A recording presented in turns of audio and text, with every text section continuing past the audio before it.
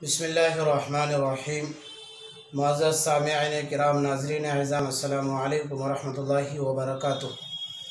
आज का सबक शुरू करने से पहले आप तमाम हज़रात से एक अपील, दरख्वास्त और इत्तिला है कि अल्हम्दुलिल्लाह कुल हिंद मजलिस तफ़हीम शरीयत की तरफ से ऑनलाइन darse सिराजी का आगाज़ किया गया है, जिसकी तफसील हस्ब ऐलान ये है कि 1.5 महीने का ये कोर्स होगा। 1 रबीउ अलावल से लेकर 16 रबीउ الثانی तक ये सिलसिला चलेगा और मुकम्मल फ़ीस है 1000 रुपये। ustaz मुफ्ती महम्मद مرغوب कासमी, जैसा कि आप ब्लैक बोर्ड में ये इजमाली खाका देख रहे हैं, तो जितने भी ख्वाहिशमंद हज़रात हैं, सिराजी इल्म फ़राइज़ को समझने वाले, इल्म फ़राइज़ को सीखने वाले और तमाम वो तलबा, फॉरग़ीन, फॉरग़ात, طلبا और طالبات जो इल्म फ़राइज़ से शग़फ़ रखते हैं और इल्म फ़राइज़ सीखने का शौक़ रखते हैं, तो उनके लिए ये एक सुनहरा और बेहतरीन मौका है कि ये 1.5 महीने का कोर्स है, जिसमें darse सिराजी सबक़वार आप हज़रात को पढ़ाया जाएगा। तो इसलिए ख्वाहिशमंद हज़रात इस सिलसिले से भी फ़ायदा उठा सकते हैं। और मैं आप तमाम हज़रात से ये दरख्वास्त करना चाहता हूँ कि आप अपने जानने वाले उन तमाम तलबा, असातिज़ा, तालिबात और मुअल्लिमात तक हमारे इस पैगाम को पहुँचा दे जो इल्म फ़राइज़ सीखना चाहते हैं या सिराजी पढ़ना चाहते हैं। इसी तरह से वो तलबा जो किसी बड़े इदारे में दाखिले इम्तिहान देना चाहते हैं लेकिन सिराजी कमज़ोर होने की वजह से हिम्मत नहीं कर पाते हैं, तो मैं उनके लिए भी ये दरख्वास्त करूँगा कि आपके लिए भी ये सिलसिला मुफीद और कारआमद रहेगा। आप भी इस सिलसिले से फ़ायदा उठा सकते हैं। बहरहाल आप तमाम हज़रात इस ऐलान को संजीदगी से लें और दूसरे अपने जानने वालों में मदारिस के असातिज़ा तक और सिराजी पढ़ने वाले, सिराजी से शौक़ रखने वाले, इल्म फ़राइज़ का ज़ौक़ रखने वाले तलबा तक हमारे इस पैगाम को पहुँचाने में आप हमारी मदद करें। अल्लाह तबारक व तआला आप तमाम हज़रात को जज़ाए खैर दे। आइए सबक शुरू करते हैं आज का। बिस्मिल्लाहिर्रहमानिर्रहीम। बाबु मारिफ़तिल फ़ुरूज़ि व मुस्तहिक़िहा।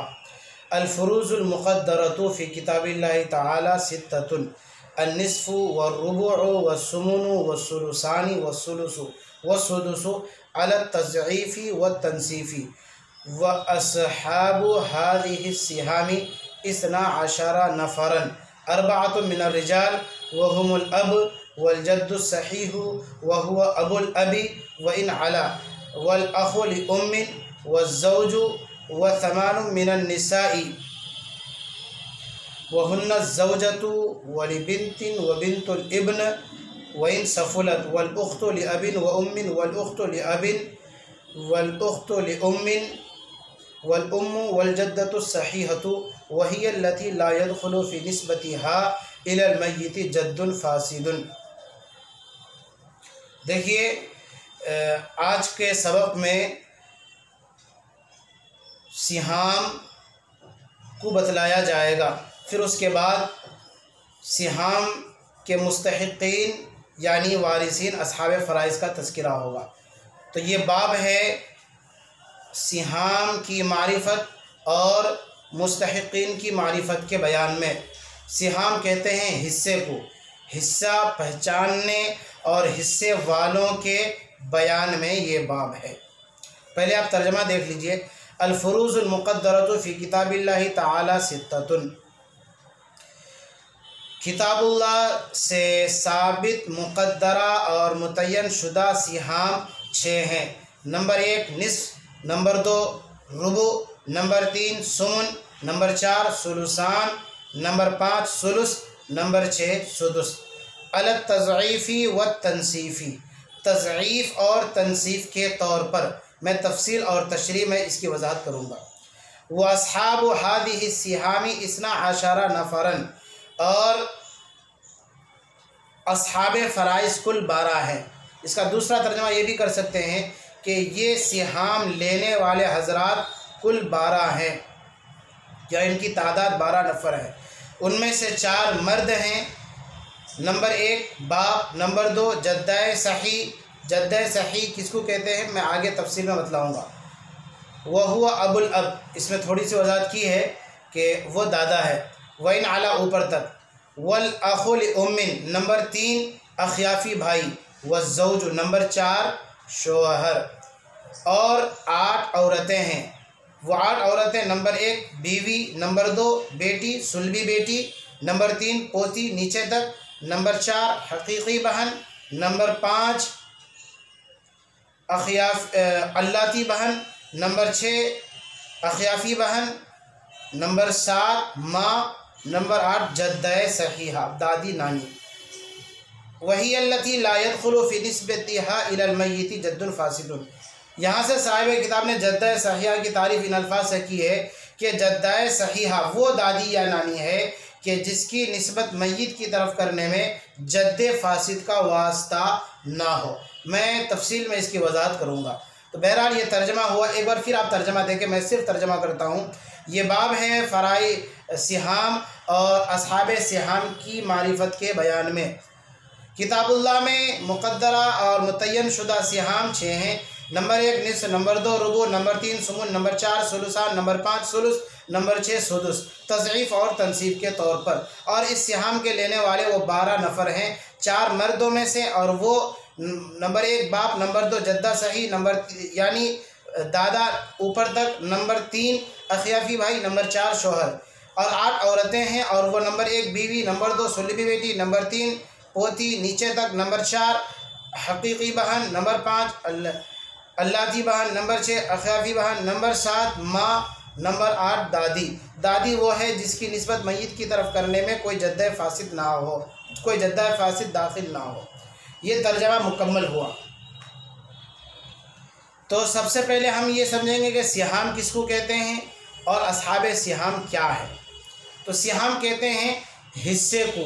آپ آگے چل کر کے اس بات کو اچھی طرح سمجھ لیں گے، جب کوئی مسئلہ بناتے ہیں تو مسئلہ کے نیچے جیسے میت ہے، میت کے نیچے اصحاب فرائض ہوں گے، بیٹا، پوتا، بیٹی، پوتی، بیوی وغیرہ، ان کے لیے ان کا جو حصہ ہوگا اسی حصہ کو سہام کہتے ہیں۔ اسی کو انہوں نے کتاب میں لکھا الفروض المقدرۃ، متعین شدہ فروض یعنی متعین شدہ مقررہ سہام وہ 6 ہیں۔ اب اس کو یاد رکھنے کا طریقہ، ہماری جو اپنی ترتیب ہے وہ یہ کہ شریعت میں مقررہ سہام کل 6 ہیں، جو علی التضعیف والتنصیف 2 نوع پر مشتمل ہے۔ اس کو آپ اچھی طرح سن لیں، میں نے ترجمہ کر دیا ہے، کتاب کا اور عبارت کا مطلب میں سمجھا رہا ہوں، اور یہ میری اپنی الگ ترتیب ہے سمجھانے اور اس کو یاد رکھنے کے لیے کہ شریعت میں مقررہ سہام کل 6 ہیں، جو علی التضعیف والتنصیف 2 نوع پر مشتمل ہے۔ آگے آپ کو سمجھ میں آئے گا وہ 2 نوع کیا ہے، تضعیف و تنصیف کیا ہے، میں بلیک بورڈ میں بتلا رہا ہوں۔ سب سے پہلے آپ بلیک بورڈ میں دیکھیں، میں نے جو کہا شریعت میں مقررہ سہام کل 6 ہیں، جو علی التضعیف والتنصیف 2 نوع پر مشتمل ہے۔ آپ بلیک بورڈ میں دیکھیں، میں لکھتا ہوں۔ سب سے پہلے میں نے لکھا نوع اول۔ اب نوع اول میں لکھتا ہوں نصف،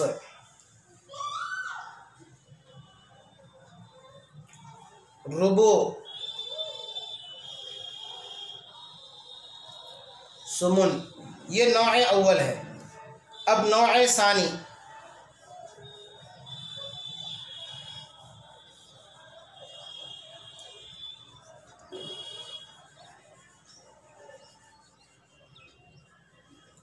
ثلثان، ثلث، سدس۔ آپ دیکھیے نوع اول میں 3 سہام ہیں، نوع ثانی میں 3 سہام ہے، تو کل 6 سہام ہو گئے۔ پھر اس کو ایک دوبارہ سن لیں کہ شریعت میں مقررہ سہام کل 6 ہیں، جو علی التضعیف والتنصیف 2 نوع پر مشتمل ہے۔ نوع اول نصف، ربع، ثمن۔ نوع ثانی ثلثان، ثلث، سدس۔ بلیک بورڈ میں آپ ایک چیز اور دیکھیں،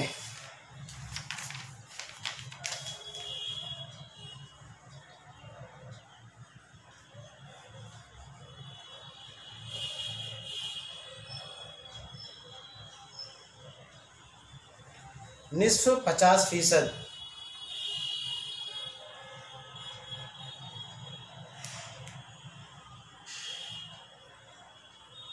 ربع 25%،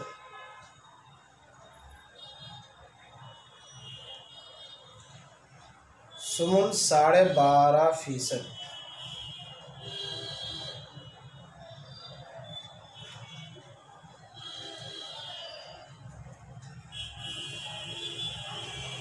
ثلثان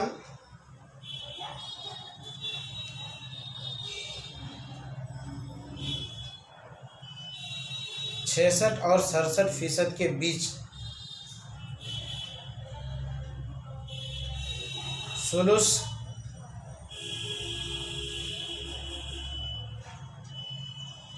33%، سدس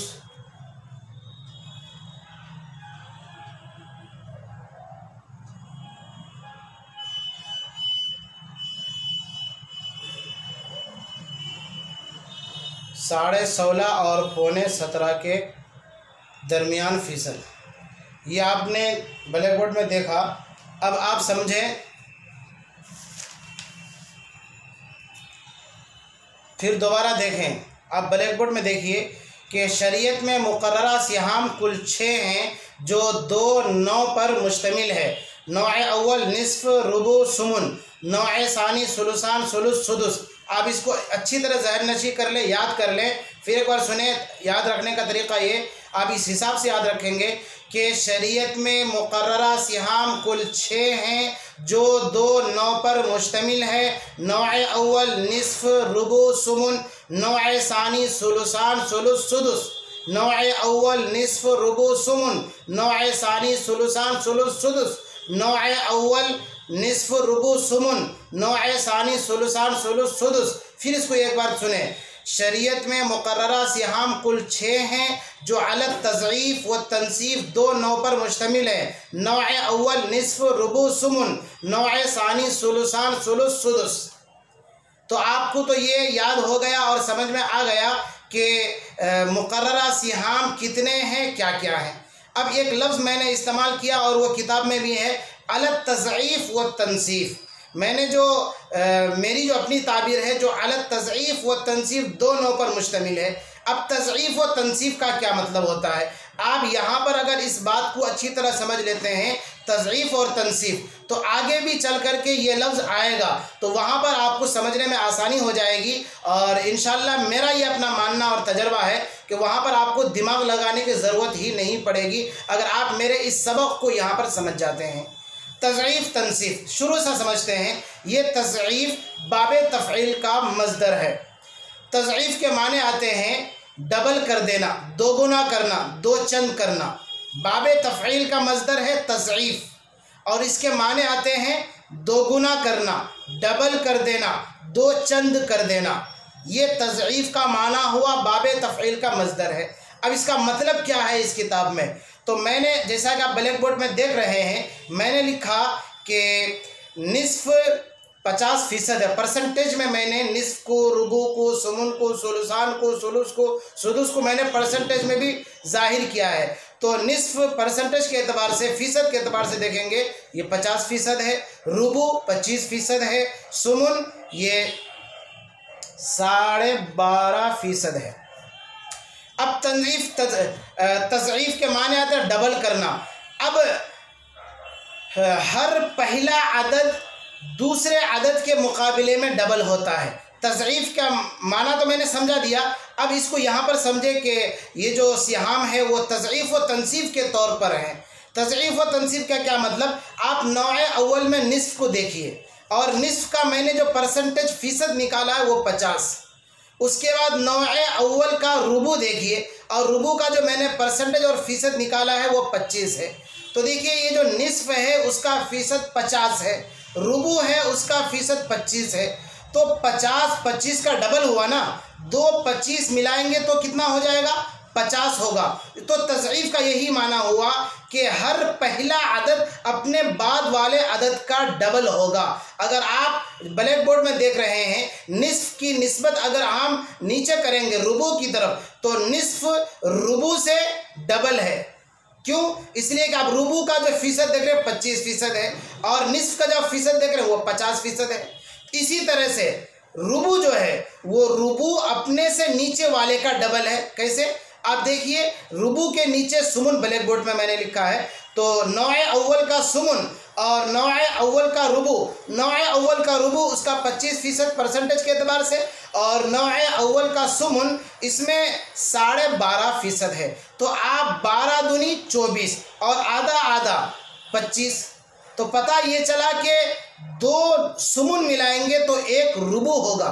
तो यही मतलब है कि हर पहला अदद अपने से नीचे वाले अदद का या हर पहला सिहाम अपने से नीचे वाले सिहाम के मुकाबले में डबल होता है। जैसा कि आप फीसद में अच्छी तरह इसको महसूस कर रहे हैं, इसलिए मैंने परसेंटेज निकाल दिया ताकि तज़ईफ का मतलब समझ में आ जाए।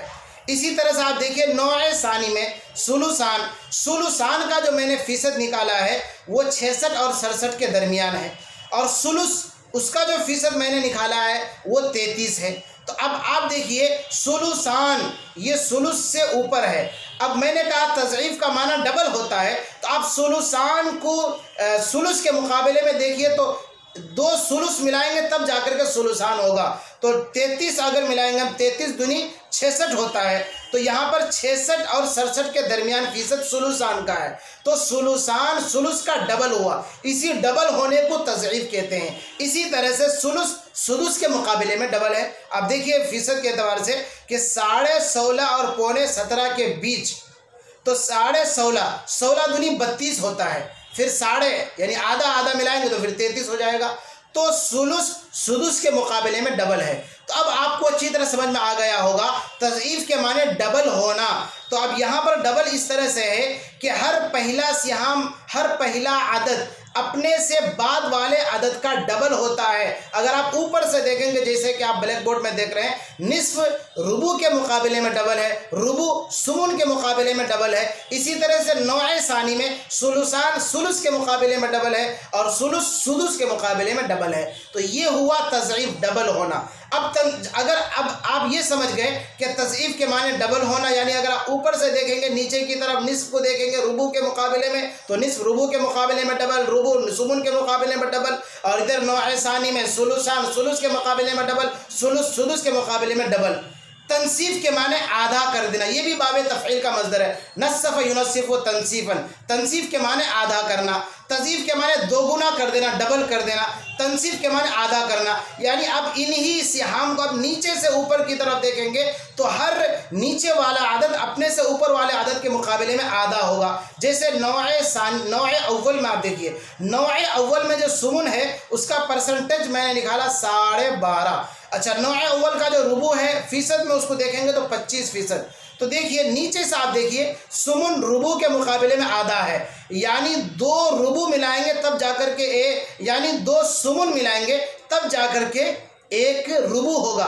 तो रुबू का आधा अगर करेंगे तो कितना आएगा? सुमुन आएगा। तो नीचे की तरफ से अगर आप देखेंगे सुमुन को देखेंगे रुबू के मुकाबले में तो सुमुन रुबू के मुकाबले में आधा होगा। फिर इसी रुबू को अगर देखेंगे निस्फ के मुकाबले में तो निस्फ का जो फीसद है वो 50% और रुबू का जो फीसद वो 25%। तो 2 25 मिलाएंगे तो 50 होगा। ऊपर से निस्फ को रुबू की तरफ देख रहे हो तो निस्फ डबल था, अब नीचे से रुबू को निस्फ के मुकाबले में देख रहे हैं तो ये रुबू निस्फ के मुकाबले में आधा है। यही हाल नौए सानी में आप देख सकते हैं कि सुदुस सुलुस की तरफ, अगर सुदुस की निस्बत सुलुस की तरफ नीचे से ऊपर की तरफ करेंगे तो सुदुस सुलुस के मुकाबले में आधा होगा। इसी तरह से सुलुस सुलुसान के मुकाबले में आधा होगा। तो ये मतलब है तज़ईफ और तनसीफ का। तज़ईफ का माना ये हुआ ऊपर से नीचे की तरफ देखेंगे तो हर ऊपर वाला अपने से नीचे के मुकाबले में डबल होगा, और तनसीफ के माने हुआ निस्फ करना, आधा कर देना। तो अब नीचे से अपने ऊपर वाले अदद को देखेंगे तो हर नीचे वाला अपने से ऊपर वाले अदद के मुकाबले में आधा होगा, निस्फ होगा, जैसा कि आप ब्लैक बोर्ड में देख रहे हैं नौए अव्वल में भी नौए सानी में भी। इसलिए इसी चीज़ को समझाने के लिए मैंने फीसद को निकाल दिया ताकि समझाने में भी आसानी हो। तो बहरहाल ये अहम मसला था और याद रखने, फिर इसको आप देख लें کہ شریعت میں مقررہ سہام کل 6 ہیں جو التضعیف والتنصیف دونوں پر مشتمل ہے۔ نوع اول نصف، ربع، ثمن، نوع ثانی ثلثان، ثلث، سدس۔ یہ ترتیب بھی ضروری ہے جس ترتیب سے میں نے لکھا ہے، پہلے نصف ہوگا نوع اول میں، پھر اس کے بعد ربع، پھر اس کے بعد ثمن، اسی طرح سے نوع ثانی میں پہلے ثلثان، پھر ثلث، پھر سدس، تاکہ تضعیف و تنصیف کا ترجمہ اور مفہوم اچھی طرح سمجھ میں آ سکے۔ اب آگے دیکھیے، واصحاب هذه السهام 12، اس بات کو میں نے بہت پہلے بھی سمجھایا کہ اصحاب فرائض کل 12 ہے، ان میں سے 4 مرد اور 8 عورتیں ہیں۔ میں نے اس کو پچھلے سبق میں بھی اچھی طرح بتلایا۔ اب اس سبق میں جو مین اہم چیز اور سمجھانے کی رہ گئی ہے وہ میں سمجھاتا ہوں، وہ یہ کہ اس میں دادا کا لفظ آیا، یعنی جدہ صحیح اور جدہ صحیحہ، دادا نانا۔ جدہ صحیح اور جدہ صحیحہ اس تعلق سے آپ بنیادی اعتبار سے اتنا سے یاد رکھیں، ہر ایک کی میں تعریف بتلاتا ہوں، آپ اس کو ذہن نشی کر لیں۔ جدہ صحیح، جدہ صحیح کس کو کہتے ہیں؟ وہ اصل مذکر بعید، وہ اصل، یہ بات، یہ ایک چیز اور آپ یہاں ذہن نشی کر لیں، میں بار بار یہ لفظ استعمال کروں گا، اصول مذکر، فروع مذکر۔ اصول مذکر کا معنی یہ ہوا اوپر، یعنی باپ دادا، اصول مذکر۔ فروع مذکر یعنی بیٹا پوتا، اور اگر میں بولوں فروع مؤنث تو پھر بیٹی پوتی نیچے تک، اور اگر میں بولوں فروع مطلق، بیٹا بیٹی پوتا پوتی سب آئیں گے۔ اسی طرح سے میں بولوں اصول مطلق تو ماں باپ دادا دادی یہ سارے آئیں گے۔ تو یہاں پر اب آپ دیکھیے جدہ صحیح، جدہ صحیح کی تعریف کر رہا ہوں، وہ اصل مذکر بعید، اصل مذکر یعنی اصول مذکر بعید دور، کہ جس کی نسبت میت کی طرف کرنے میں کسی مؤنث کا واسطہ نہ ہو، جیسے ابوالاب، باپ کا باپ یعنی دادا۔ تو دادا یہ اصول مذکر ہے لیکن بعید ہے، کیوں؟ اس سے پہلے باپ آتا ہے۔ تو دادا جو ہے یہ جد صحیح اس وجہ سے ہے کہ دادا کی نسبت پوتے میت سے کرنے میں کسی مؤنث کا واسطہ نہیں پڑ رہا ہے، باپ کا باپ، ایسا نہیں کہ ماں کا باپ یہ کہنے کی ضرورت نہیں پڑی۔ تو جد صحیح وہ اصل مذکر بعید جس کی نسبت میت کی طرف کرنے میں کسی مؤنث کا واسطہ نہ ہو، جیسے ابوالاب، باپ کا باپ یعنی دادا۔ جد فاسد وہ اصل مذکر بعید جس کی نسبت میت کی طرف کرنے میں کسی مؤنث کا واسطہ ہو، جیسے ابوالام، ماں کا باپ یعنی نانا۔ تو نانا کی نسبت میت کی طرف، ناتی کی طرف کرنے کے لیے ماں کا واسطہ پڑتا ہے، تو اس لیے یہ بھی اصل ہے، مذکر ہے، بعید ہے، لیکن میت سے اس کا کنیکشن اور رشتہ جوڑنے کے لیے ہمیں جو سہارا مل رہا وہ ماں کا، تو ماں یہ مؤنث میں آ گیا، تو اس لیے جد فاسد اس کی تعریف۔ جدہ صحیحہ وہ اصل مؤنث، جدہ صحیحہ، جدۃ صحیحۃ یہ مطلب ہے۔ جدہ صحیحہ وہ اصل مؤنث بعید جس کی نسبت میت کی طرف کرنے میں جد فاسد کا واسطہ نہ ہو، جیسے ام الاب، باپ کی ماں یعنی دادی، باپ کی ماں یعنی دادی۔ تو دادی کی نسبت میت کی طرف کرنے میں جد فاسد، نانا کا واسطہ نہیں پڑ رہا ہے، اس لیے یہ کیا ہے؟ جدۃ صحیحۃ، جدہ صحیحہ۔ اسی طرح سے ام الام، ماں، ماں کی ماں یعنی نانی۔ جدہ فاسدہ یعنی جدۃ فاسدۃ وہ اصل مؤنث بعید جس کی نسبت میت کی طرف کرنے میں جد فاسد کا واسطہ ہو، جیسے ام ابوالام، ماں کے باپ کی ماں یعنی نانا کی ماں۔ تو اس کی نسبت میت کی طرف کرنے میں بیچ میں نانا کا واسطہ پڑتا ہے، اور نانا یہ جد فاسد میں آتا ہے، اس لیے یہ جد فاسدہ یعنی جدۃ فاسدۃ ہے۔ اب آگے ایک قاعدہ کلیہ یاد رکھ لیجئے، اس کی ضرورت پڑے گی جب میں مسئلہ لکھوں گا۔ قاعدہ کلیہ کیا؟ بیٹا ہمیشہ ہر حال میں اسباب بنفسی ہوگا، بیٹا ہر حال میں ہمیشہ اسباب بالنفس ہوگا۔ اس کا فائدہ کیا؟ جب میں آپ کو مسئلہ لکھاؤں گا تب آپ کو یہ قاعدہ کلیہ بہت کام آئے گا۔ تو آج کا سبق مکمل ہوتا ہے۔ اللہ سے دعا کرے کہ اللہ تبارک و تعالی ہماری اس محنت کو خوب خوب قبول فرمائے اور ہمیں اخلاص کی دولت سے نوازے، اور میرے لیے اور تفہیم شریعت کے تمام کارکنان کے لیے اس ادنا سی کاوش کو ذریعہ نجات بنائے، اخلاص کی دولت سے ہم سب کو نوازے، آمین۔ والسلام علیکم ورحمۃ اللہ وبرکاتہ۔ آپ تمام حضرات کو اس تعلق سے کوئی سوال کرنا ہے آپ رابطہ کریں، کمنٹ باکس میں اپنے اشکالات وغیرہ کو رکھیں، یا پھر ہمارا جو پرسنل الگ سے ایک کورس ہو رہا ہے آن لائن درس سراجی 1.5 مہینے کا کورس، آپ اس میں ضرور حصہ لیں، اچھا خاصا فائدہ ہوگا۔ یہ تو گویا کہ ایک ویڈیو اپلوڈ کر دیا گیا، وہاں پر آپ براہ راست रब्ता करेंगे और बर वक्त आप कुछ भी पूछना हो पूछा जाएगा, जवाब दिया जाएगा, तमरीन वगैरह बताया जाएगा, मसला इस तरह से लिखा जाता है। तो बहरहाल आप उससे भी फ़ायदा उठा सकते हैं। अल्लाह हम सब को फ़ायदा उठाने की खूब तौफीक अता फ़रमाए। वस्सलामु अलैकुम वरहमतुल्लाहि वबरकातुहू।